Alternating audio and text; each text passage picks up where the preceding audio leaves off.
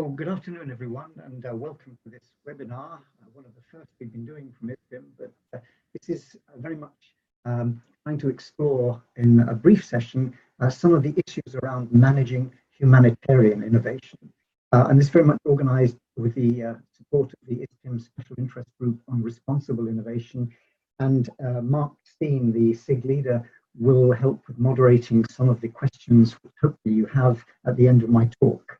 I shall try and manage my time, which will be an interesting challenge, so that I do allow not only time for you to listen to some ideas, but also for me to hear some of your questions and try and explore the issue in more detail.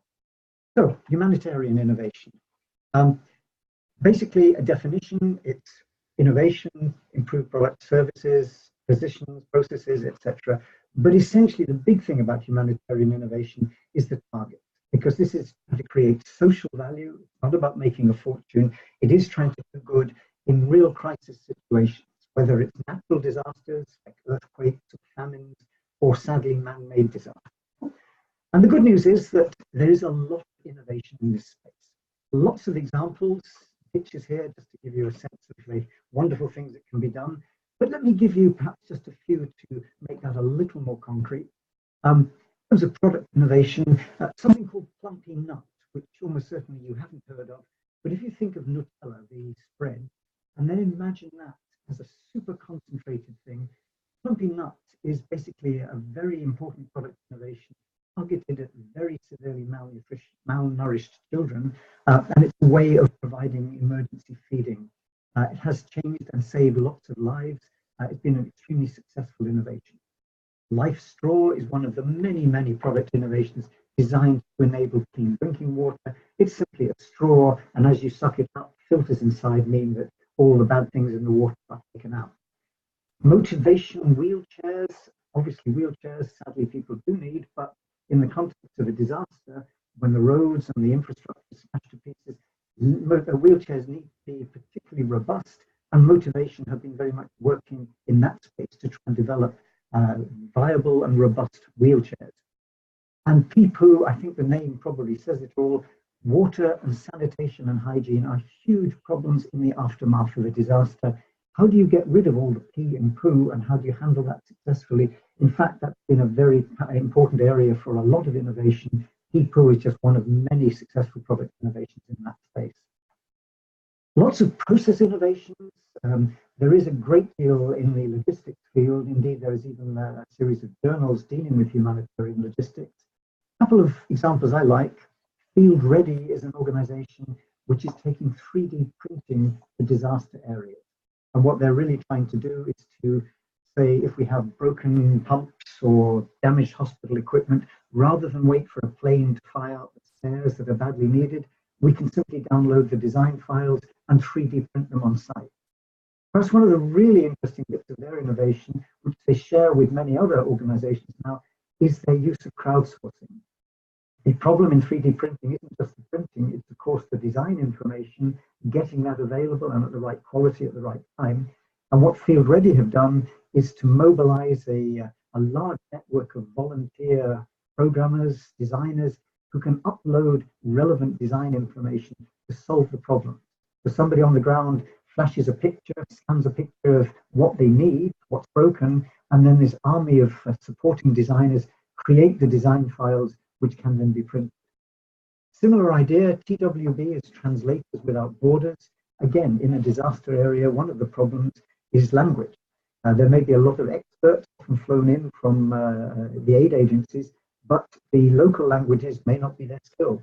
So translation services are hugely important, not just written translation, but the ability to translate where many of the population may be illiterate.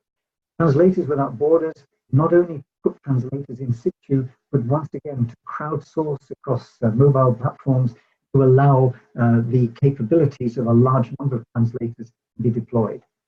Lots of other things, mobile money, open street mapping, you can imagine after a disaster, epidemic information systems, beginning to see the use of phones, and so on. So once again, lots of innovation in that space. If we take what we've been calling position innovation, essentially addressing particular markets, perhaps a good example might be Summer Source, which essentially operates in some of the very sad large refugee camps, which may be cities of 500,000 people. And it's basically use the web to provide gainful employment. So people in those situations are able to offer their skills as intellectual resources for a variety of players and earn money which they can then use for goods and services in the context of their particular refugee camp. And some big changes in the underlying business model, the underlying paradigm. Perhaps one of the big influences these days has been the move from shifting aid, physical things like food, disaster areas, to moving money to where people can use it to buy goods and services for themselves. So now the United Nations World Food Programme is distributing a great deal of its food aid by giving people the money and the devices and the cards and so on, buy the things they need for themselves. And this has fundamental implications for the whole innovation structure of the sector. Now, I could carry on, but it is not so much about the question of is there innovation in the sector? There's a great deal of it, and has been for a long time. But thinking about it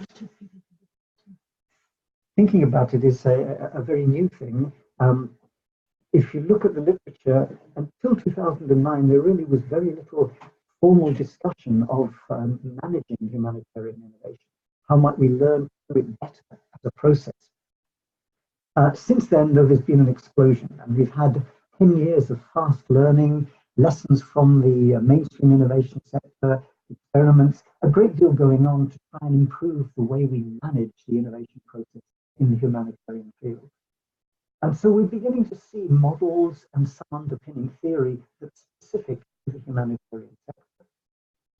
And there's a lot of structures and agencies and resources which are mapping that across an entire ecosystem. For example, there is a Humanitarian Innovation Fund, which is a kind of venture capital organization for innovative ideas in this space. United Nations had a major summit 2 years ago with innovation as its core theme.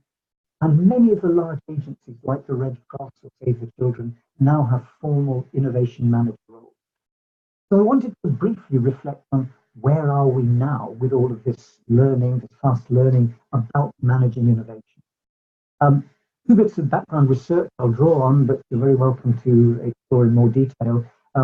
One was a major study for the UK Department for International Development, looking at strengthening the humanitarian innovation ecosystem. And that was involving a number of different interviews with players right across the region and some in-depth case studies. So a fairly extensive program of work.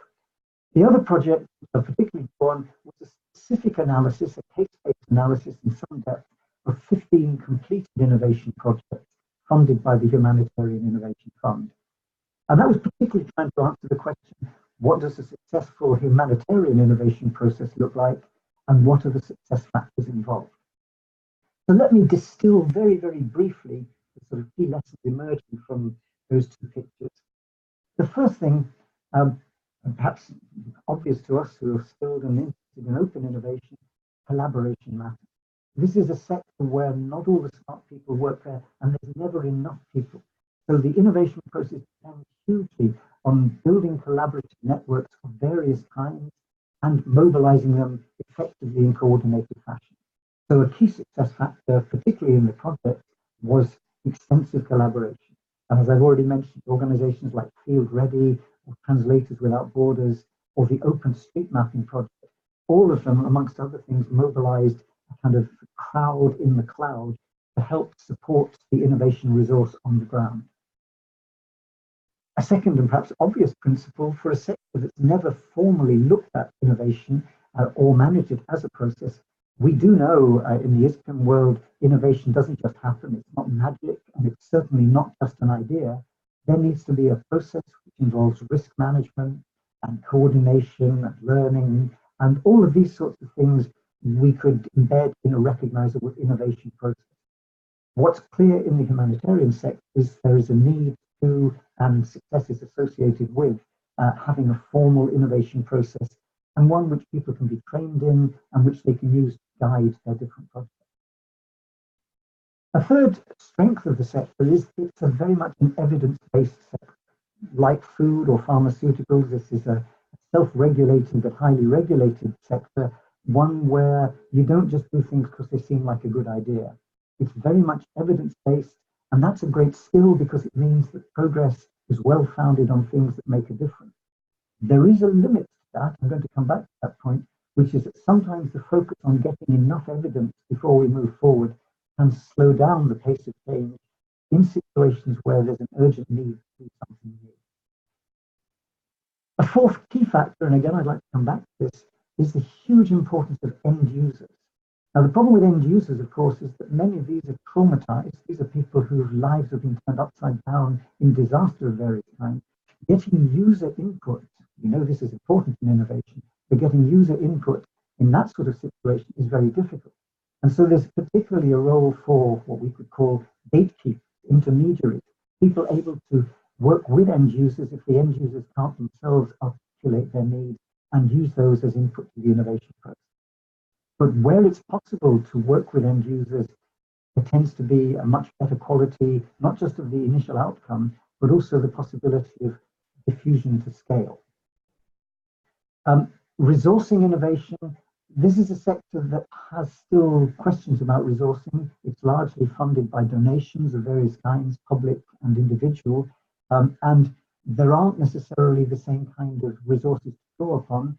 So when projects are well resourced, when there is a fund like the Humanitarian Innovation Fund, that seems to be an important success factor. Risk management, this is obviously key in any aspect of innovation, and certainly we've learned a lot of lessons from the early days of stage gates right through to today's lean startup and agile processes. We do know innovation is all about risk, and managing and being able to work with risk is a key factor.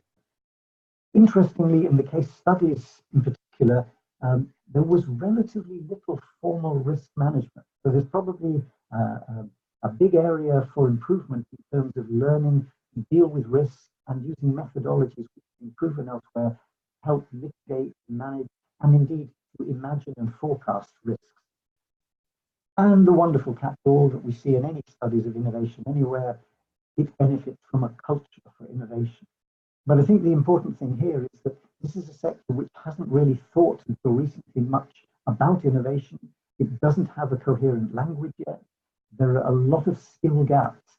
So building the culture in which people can contribute ideas and know the roots and the mechanisms through which those ideas can create social value, that building of that culture is still a task to be undertaken.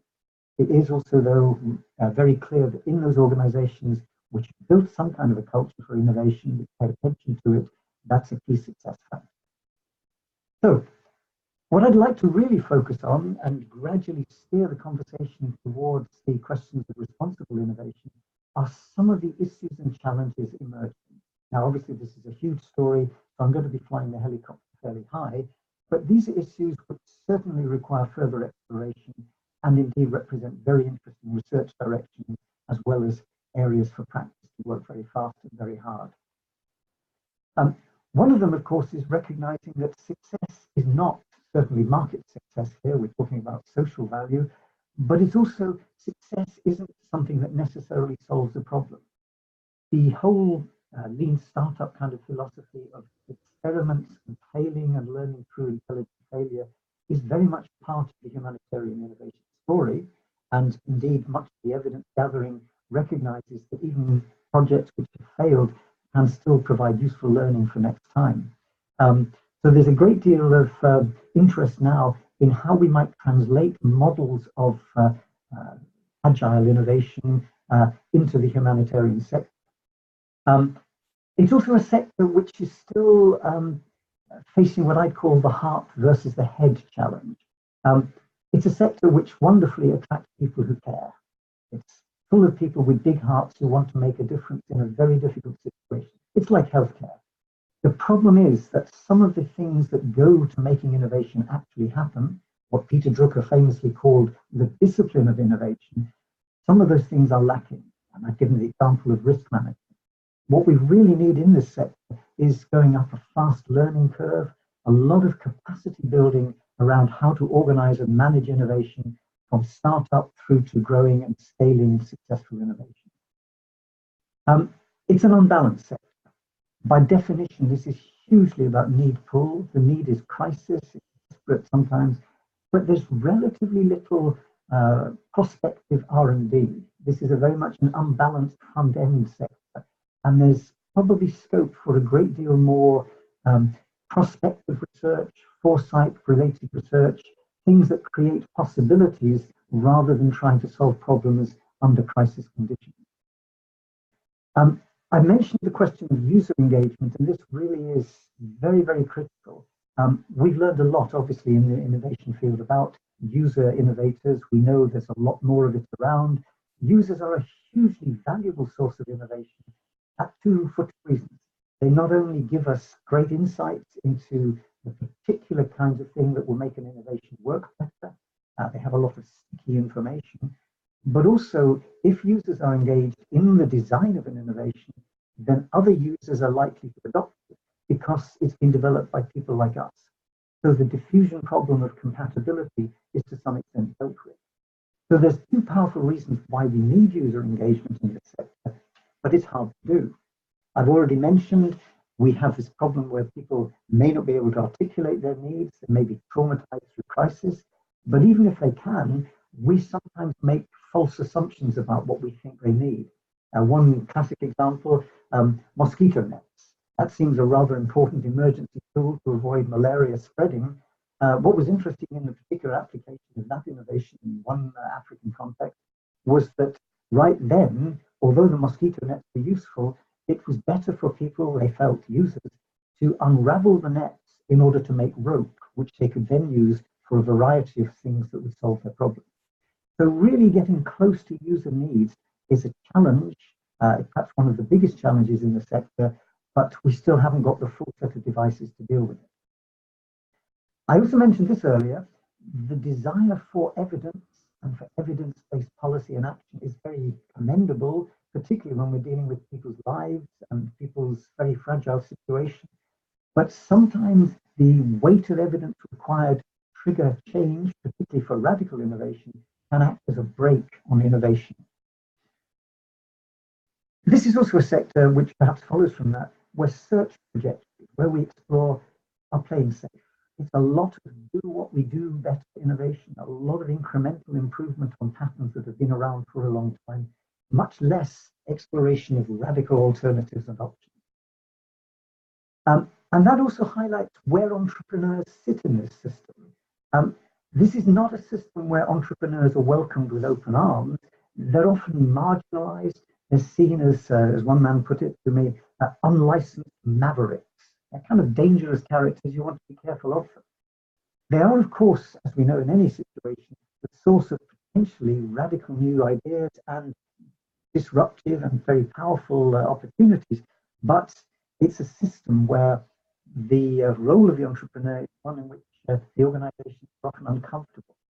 So the notion of organizations having some capacity for radical entrepreneurial thinking is now part of the rhetoric of many agencies, but in terms of the culture, it's still a challenge.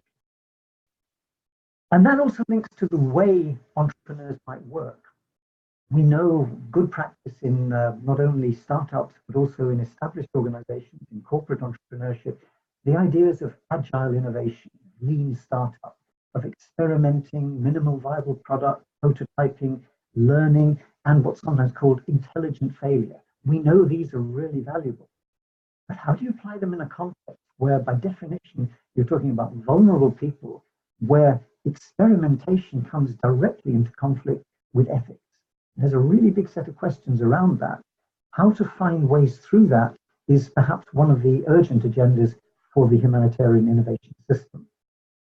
There are some experiments and interesting ones going on around providing what might be called safe spaces or quarantined labs, or using simulation or non-acute situations in which to explore possible innovation.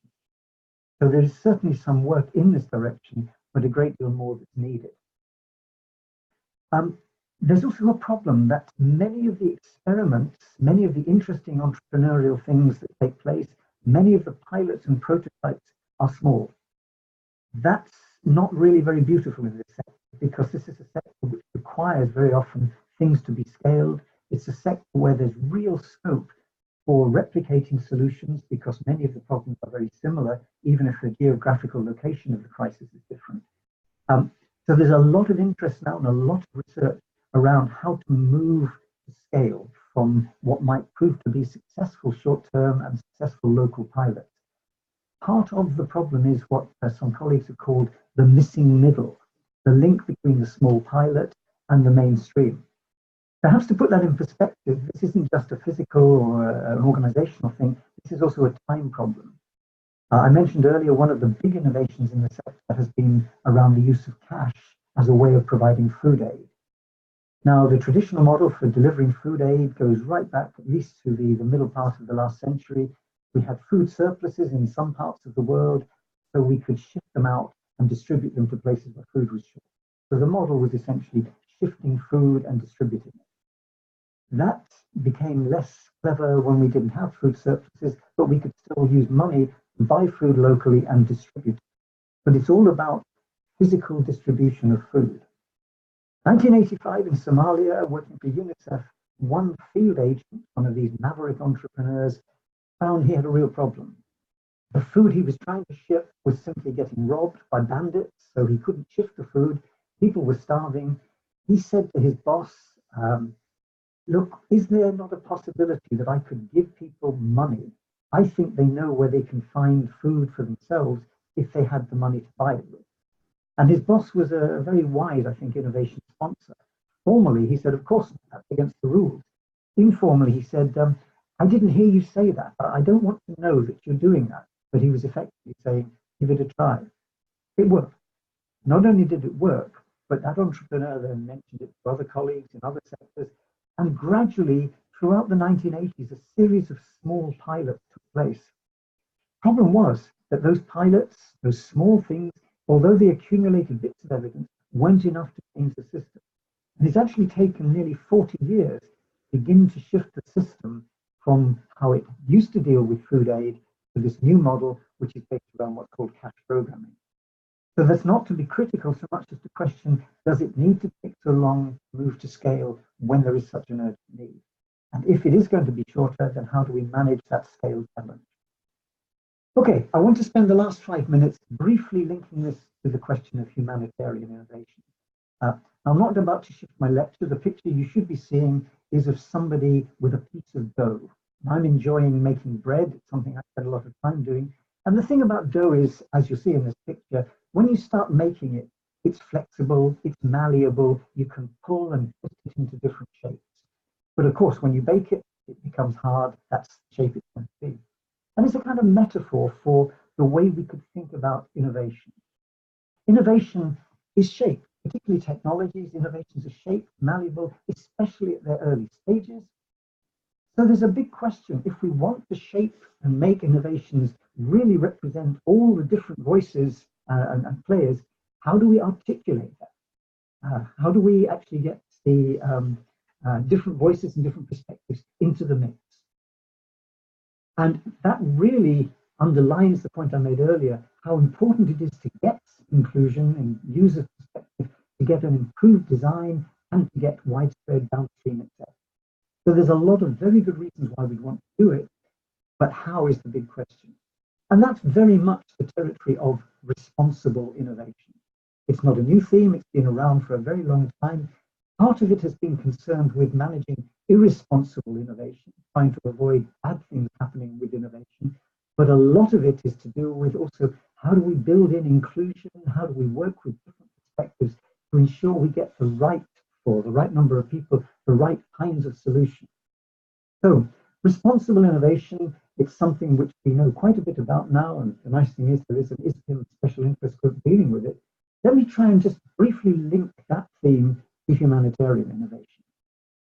And as I say, in many ways, it's the question of how, what tools and techniques, how can we articulate and then work with multiple agendas? And we have to recognize that some of this has to do with challenging established objectives. The humanitarian sector has a real problem here. It's done it the way it's done it for a very long time. It's to some extent an oligopoly.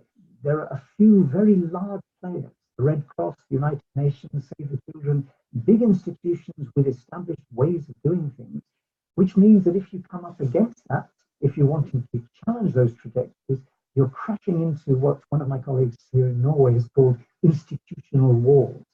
So there's some real difficulties about how to work in this space if we want to be responsible. Users, I've flagged this again and again, and indeed a lot of the current work on responsible innovation stresses the importance of inclusion. But how do we get it? Not least because not every user wants to be fully engaged and active in the innovation process. So how do we work across a spectrum or a distribution of users? How do we articulate their voices? How do we bring their perspective deeply into the innovation design process? Design methods, design thinking, there's certainly a very rich toolbox we can work with, but we probably need to look for more. So there's also huge scope, as we know, in the lean startup, the agile approach to innovation, to test ideas out and then use feedback from our markets to help us shape and revise, to pivot our innovations towards something those markets will want. That's great. The challenge, of course, in the humanitarian sector, as I've said, is the ethical barriers to doing so may be quite high. Richard Owen and Jack Stilgo developed a very helpful framework. I'm not going to attempt to replace it here, simply to say that they say, if we're serious about responsible innovation, then we should look to make sure there is anticipation in our innovation system, reflexiveness, inclusion, and responsiveness. In the humanitarian sector, there's a problem. It's primarily reactive. As I've suggested, there's relatively little anticipation or foresight.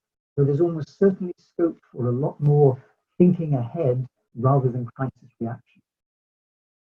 The oligopoly, the ecosystem being concentrated in a few players, means it's quite hard to balance. And I come back to the difficulty taking ideas, really powerful and radical good ideas, but how to get them to scale took a very long time in the case of food. How do we make that easier? There's a challenge around reflexiveness and around inclusion and responsiveness. And inclusion particularly, I've perhaps laboured this point very heavily, but end users are critical. One of the great things that I did see in researching humanitarian innovation, after the earthquake in Haiti in 2010, there was a city, Port-au-Prince, in absolute ruins. But very, very quickly, Vodafone were able to help erect a mobile phone platform. So it was possible to have mobile communications. People had access to phones, even if they weren't their own phones. And users and players on the ground out of nowhere not only came together, but created all sorts of apps to solve urgent local problems. How do you reunite displaced families? How do you move money and things around? It's kind of mobile money. How do you tell people where safe to go and not? Open street mapping.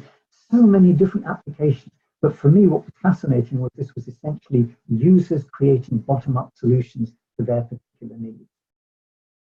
And perhaps the last challenge in the responsible innovation area, this word ambidexterity.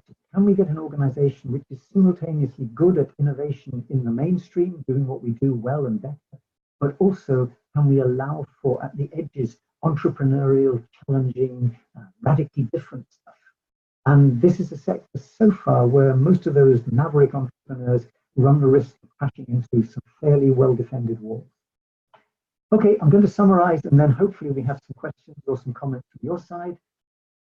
First of all, I'd suggest this is a really important sector, but there's plenty of room for research. Research both in the terms of the kind of academic research that some of us within the ISPIM community do, but also research in terms of trying things out in practice. There's great scope for learning for the sector because we've got quite a lot of understanding about innovation, about 100 years worth of innovation theory, really well proven models in the mainstream sector. But it's not just plug and play. What we have to do if we're going to use these insights in the humanitarian sector is configure them to the particular needs. And the point I've made about agile innovation is a good example. How can we keep the pluses of experimental intelligent failure in a situation where the ethics of doing so mean we need to work in safe and perhaps quarantine spaces? The heart's in the right place, without question. It's a wonderful sector in terms of the really great people in it. But the limits still within that sector, which is trying to do good stuff, the limits to real responsible innovation, I've suggested, are still in place. I also think, and this is the subject perhaps for another webinar, there's also potential for learning from this. By definition, innovation that does happen here comes out of crisis. And one of the things about crisis is it means you can't use the old solutions, you can't ride the existing innovation trajectories, you have to find new ones, you have to jump the tracks. So if we could learn how that happens in humanitarian innovation, maybe we can develop routines which we could apply elsewhere. Okay, that's me basically with the presentation side of things. So I'm now going to switch mode if I can and hopefully hand over to Mark to moderate some questions so that we can actually begin to explore in terms of you as listeners, as a kind of users, and some of the issues you'd like to explore further. So Mark, I hope the system is now working. It's an experimental test, but Mark, perhaps you could take it over and moderate the discussion part. Yeah, John, can everybody hear me now? Is my mic on? Do you hear me or not?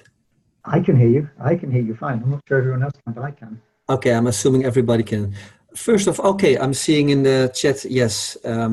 Okay, John, first of all, thank you very much for an extensive overview, indeed, of a very interesting field, lots of relationships to open innovation, agile, startup, and the many other links that you brought to the table. I have 2 or 3 questions, but first let me look at the chat, whether we have questions of people, questions by people. We have 21 people, so maybe there are 1 or 2 questions.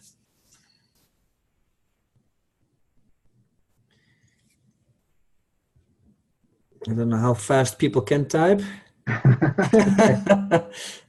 Otherwise, alternatively, I have the Q and answers. Oh, Q&A.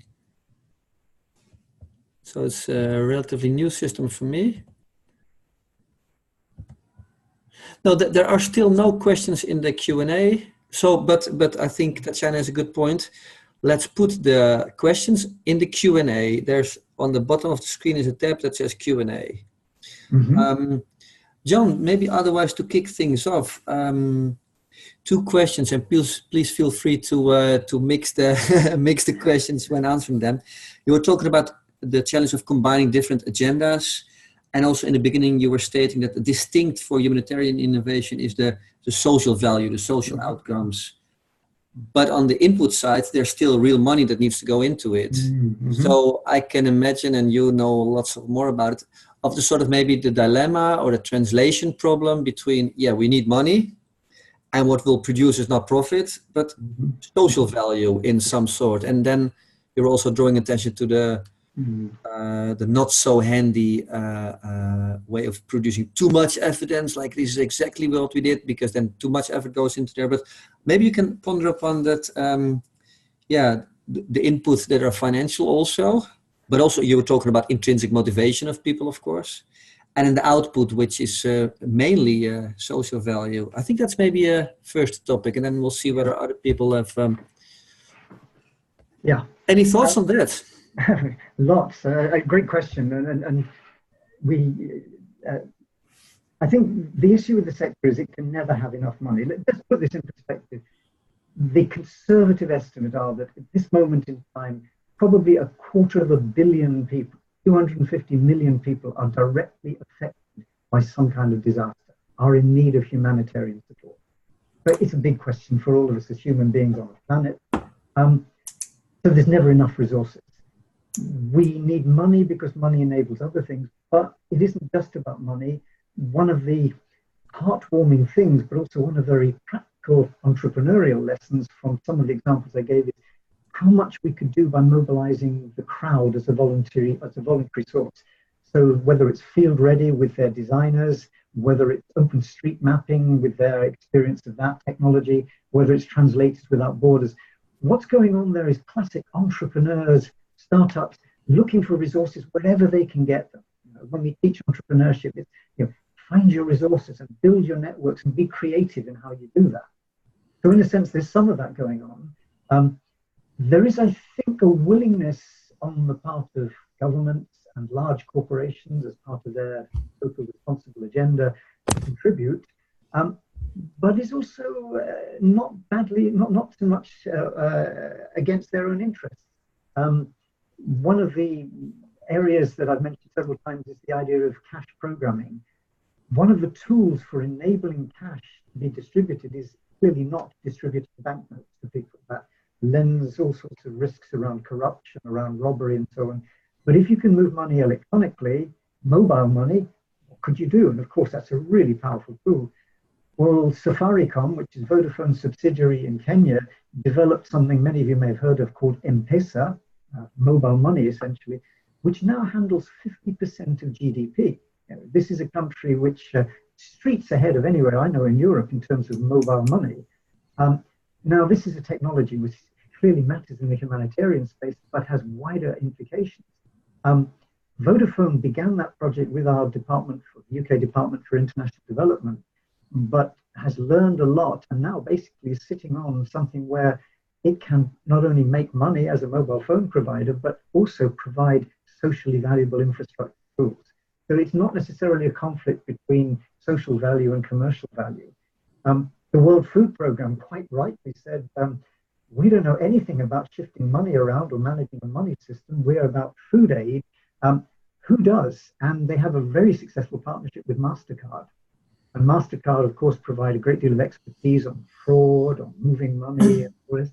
So I think, I'm an optimist perhaps, I think there is a great deal of space for more creative use of resources, and it isn't necessarily always in terms of the business model, just the organizations giving to charity.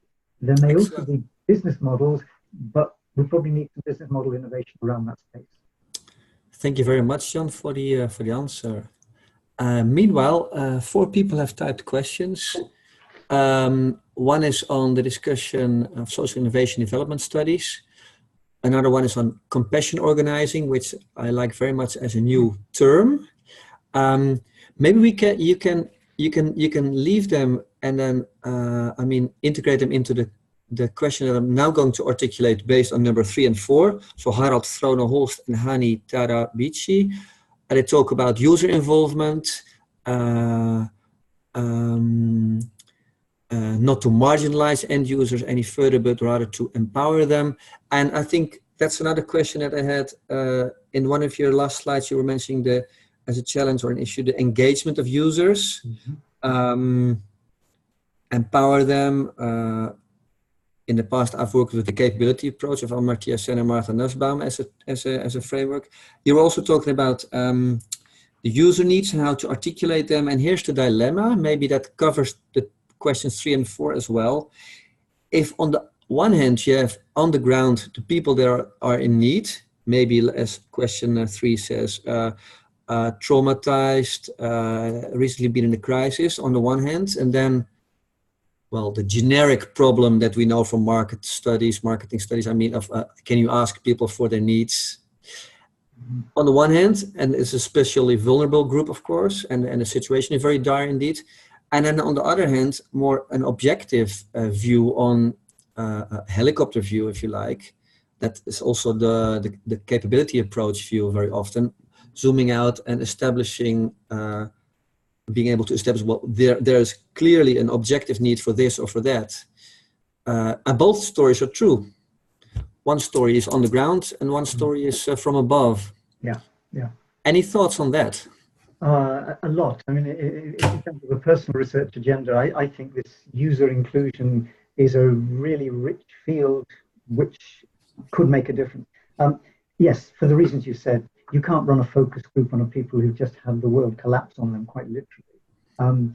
Equally, if we make assumptions, they could well be wrong assumptions, that classic marketing thing. How do we get close to users?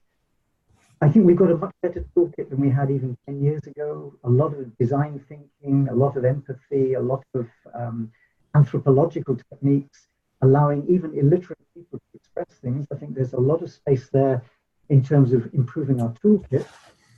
But I'd also like to suggest what we've learned from Eric von Hippel's work in particular, user innovators are everywhere.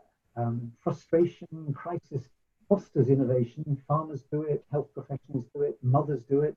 You know, in a sense, we're good at doing user innovation. We're not necessarily good at polishing these innovations. So the thinking around what's now called free innovation says at the front end, people have a crisis or a problem they want solving, they'll come up with something that works. If you can use that as well, then have it for free. I'm glad you can share it.